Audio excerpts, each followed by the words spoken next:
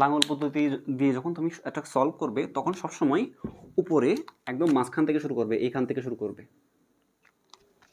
এখানে তুমি 1 দিবে, কত দিবে? 1 দাও, 1। তোমরা এভাবে পরীক্ষায় সার্কেল করবে না, ঠিক আছে? ওকে। আচ্ছা, এখন লাঙলটা কোথায় বসাবে? সবসময় ডান দিকে তীর চিহ্নের মতো করে দিবে এভাবে, ডান দিকে তীর চিহ্নের মতো করে দিবে এভাবে। এখন দেখো এটা হচ্ছে তোমার এই যে উপরে যে তীর চিহ্নের মতো যেটা দেখতে পাচ্ছ, এটা হচ্ছে 1, এটার সাথে মেলাও, এটা হচ্ছে 1 নম্বর পয়েন্ট, এটা 2 নম্বর পয়েন্ট, এটা 3 নম্বর পয়েন্ট, ঠিক আছে?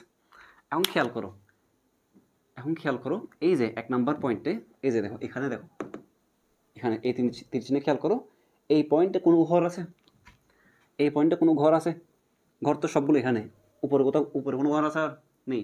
তো উপরে যেহেতু ঘর নেই, তার মানে কি বললো যে দেখো 1 নংয়ে ঘর না থাকলে, 1 নংয়ে যদি ঘর না থাকে, এখানে 2 নং কে? এই দেখো তীর চিহ্নের এই নিচের অংশটা না 2 নং, 2 নং বরাবর নিচে আসবে। দেখো 2 নং বরাবর নিচে বসবে, 2 নং বরাবর নিচে চলে আসবে। এখন দেখো 2 নং বরাবর নিচে কোনটা? এটা না? লাস্টের ঘর কোনটা? এটা না? এখানে 2 বসাও,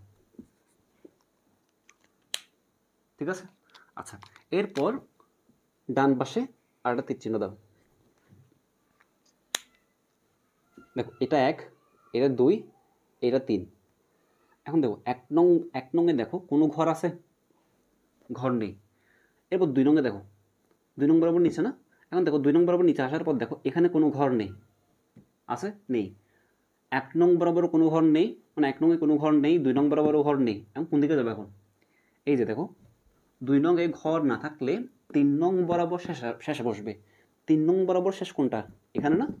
এই দেখো তীর চিহ্ন, দেখো এখানে, এটা তীর চিহ্ন না? তীর চিহ্ন এখানে দেখো একদম শেষে চলে আসবে। তো শেষে কত বসাবে? 3 বসাবে।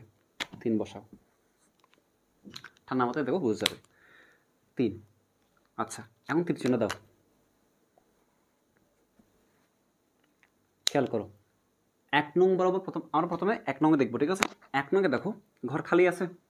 ঘর আছে, দেখো এটা ঘর না? দেখো এটা ঘর না? এটা ঘর না? ঘর আছে কিন্তু খালি নেই।